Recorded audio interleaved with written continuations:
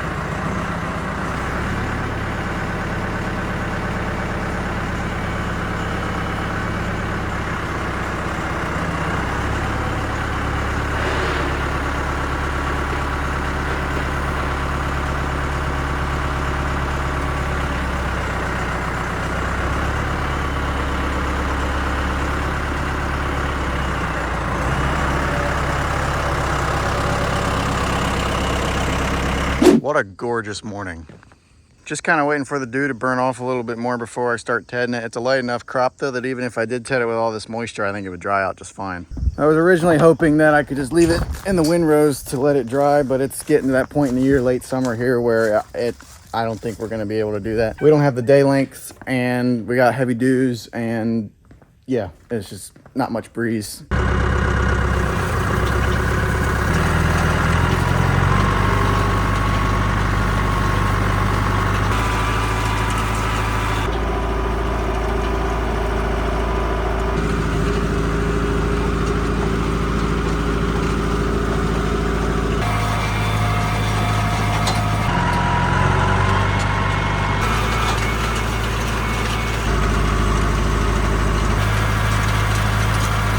Way back from that last field, I was going down the road and I started hearing this like clunking sound coming from this wheel over here. So here we are working on the Tether again. I jacked it up, spun the wheel. There's no wobble in the bearings, nothing feels off, but there was a very, very audible sound like going clunk, clunk, clunk, clunk. Don't know what it is, so we're gonna tear it apart.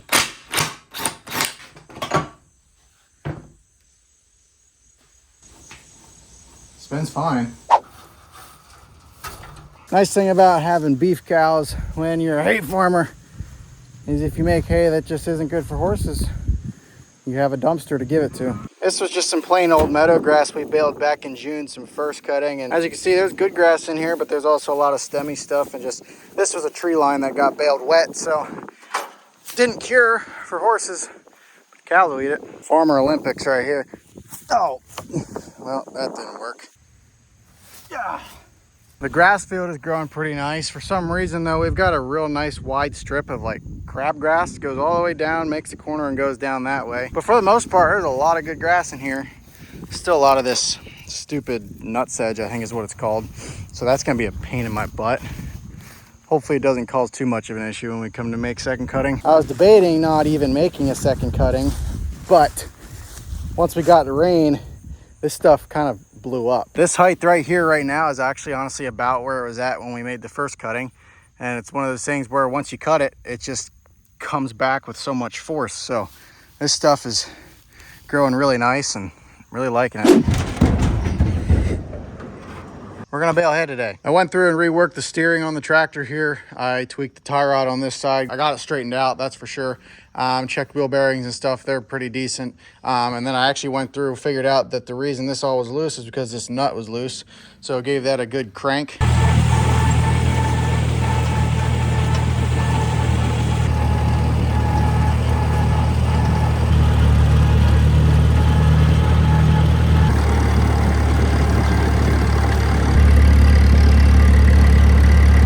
It's already 11 o'clock. This stuff, I don't know, not really drying like I expected it to. Still pretty damp in the windrow. Hoping that if we let it sit all day, it might dry, but I really don't know. I'm kind of concerned about it. It is humid today, so that's not helping. I mean, if it doesn't go today, I do have tomorrow.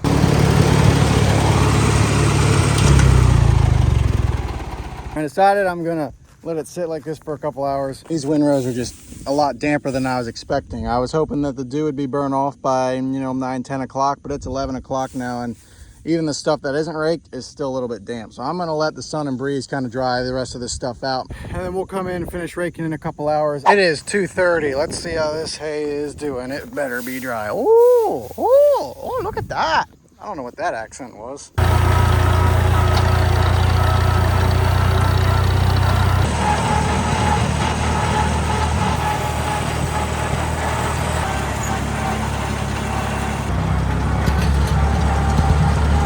We're all raked up. I think we're gonna be ready to bale here.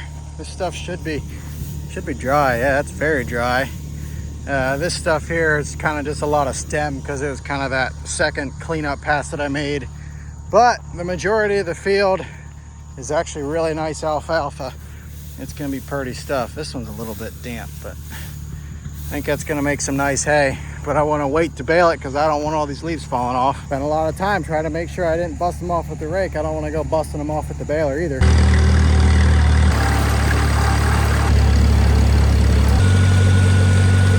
I'm getting ready to bale here. I'm gonna head down the road with the baler and the rig there. I need a second wagon though, so whenever someone gets home, they can bring me over this wagon. But let's talk about hornets. Yikes.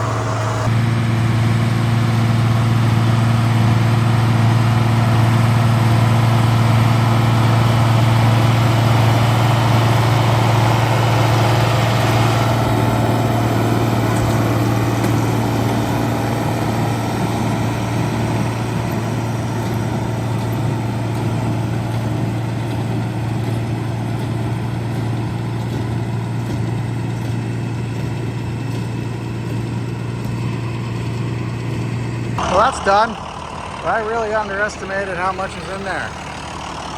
That's not very much hay. We got a stowaway. There's a toad in there. Stuff's reading 17, so I think we're good. Let's do something dead. What do you think that's part of? Rabbit? Oh, it's a frog? I think you see a frog right there. Oh, I see. Yeah. Most of this stuff seems to be testing around that 18. Oh, that one's high. I don't know why it's high. The stuff seemed bone dry in the field. It's just one of those funny things about making hay. What's that one? Come on. What the heck? Oh, this makes me mad now. I thought this was gonna be some good stuff. Well, then that one's fine. I don't know. I don't know what this is.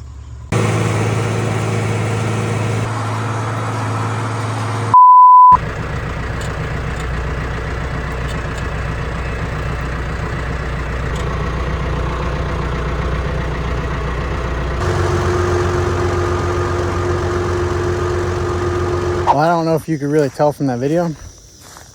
We ended up cutting open and spreading out probably close to 60 bales. I wasn't counting, but unfortunately we had to cut open and spread out a bunch of bales. That green wagon I had baled, I thought that stuff was gonna be really, really nice. And it was nice, but it was honestly 10 points wetter than I was expecting. And it only made like 60 or 70 bales, which was weird. I thought that stuff was way thicker than what it was saying. So I don't know, kind of just a weird day of making hay. Frustrating. I came home and baled the 2 outer rounds in that other field over there, and that stuff was just, it was borderline. It was 25% pretty much across the board. There were a couple dry ones, a couple light ones, but nothing that I was really too thrilled about. And so I stopped after 2 rounds, and we ended up cutting them open and spreading them. So I'm gonna hook up the Tether here tomorrow morning when there's a dew out there. I'm gonna fluff out some of those rows that we spread out. Some of those clumps were just too much for us to spread out, so might just make it easier to spread them out with the Tether tomorrow. I mean, this stuff is just gorgeous. I was super meticulous with it. I mean, from mowing to tedding to raking, super meticulous, ton of leaf on there. Kind of frustrated and bummed out that we're not going to get it baled. We do have a slight issue though. We've got rain to the north of us, and I've never seen this before, but storms coming from direct north right at us. I've never seen the storms come like right towards us from the north. Normally they come from the south or the southwest or the west. So to have storms coming straight down from the north is kind of odd. It looks like it's going to miss us to the west. It'd be really unfortunate if we did get hit with rain overnight, because that would kind of screw everything really badly. Big old rain cloud to the northwest, but radar says it's gonna miss us. I had hooked up the Tether yesterday because I was gonna ted it this morning, but I think we're gonna rake it.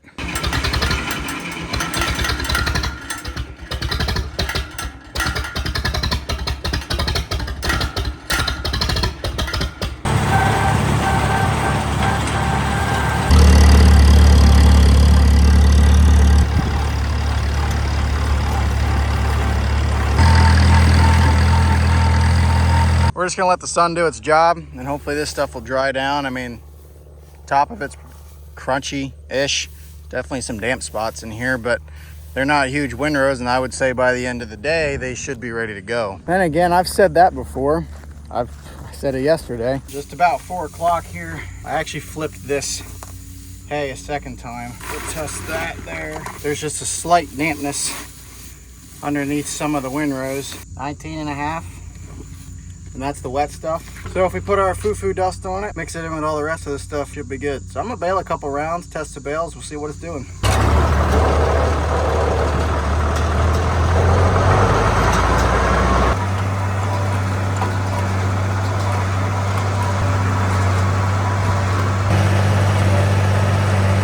This stuff's pretty nice.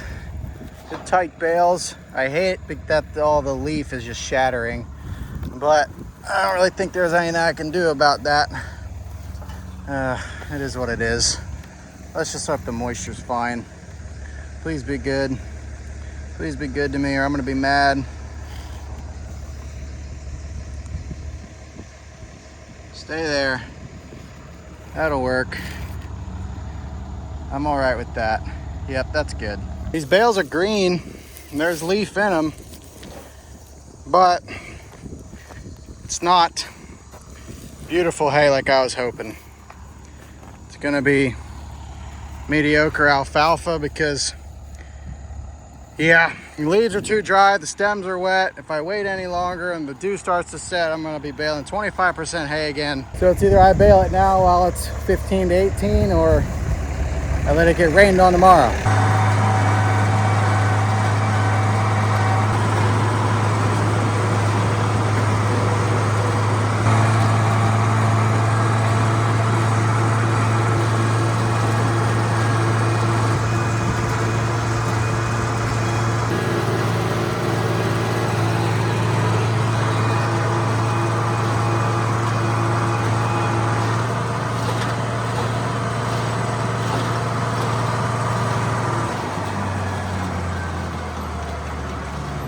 Well, that's all she wrote.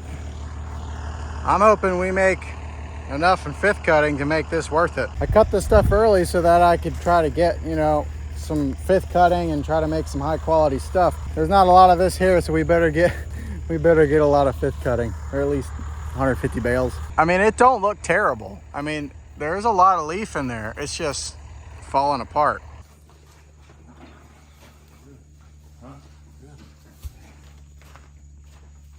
Give that one, corner one. made 202 bales yesterday. The thing is, about 50 of them were the bales that we made down the road, and then we brought them back here and cut them open because they were too wet. So we got about 150 bales off of the field out here.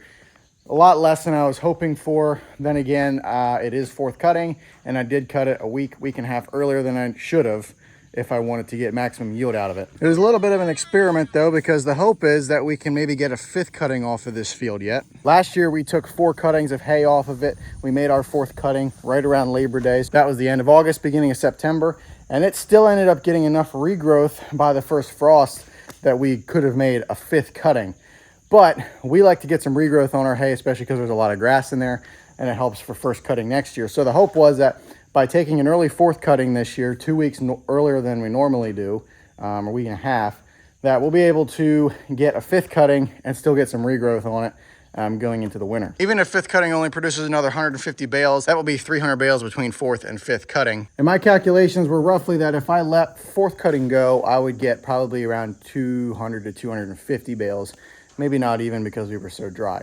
So the hope was that if I cut it early, I can get a 5th cutting, we can make really high quality stuff, and we'll make a little bit more profit for ourselves going into the winter. The big thing is I've got clients that I need to keep stocked throughout the winter. So even if I don't make any more profit off of doing 2 cuttings, even if we just break even, I at least am able to keep some customers supplied longer and hopefully hold on to them, because when you have a good customer, you don't want to lose them. Although this hay is really green, the majority of it is actually really good moisture-wise. We'll test the bale here to see what this one's doing. So there's a massive hornet's nest in that front axle of that wagon. And yesterday we took this wagon away from here, and all these hornets were flying around here. They didn't know where their nest went. Well, I parked the wagon here last night and they found their nest again. So there's 2 holes, one on that side and one on that side, and they're crawling in. There's like hundreds of hornets. So I'm trying to be careful not to get myself stung. I haven't gotten stung yet, but yellow jackets suck.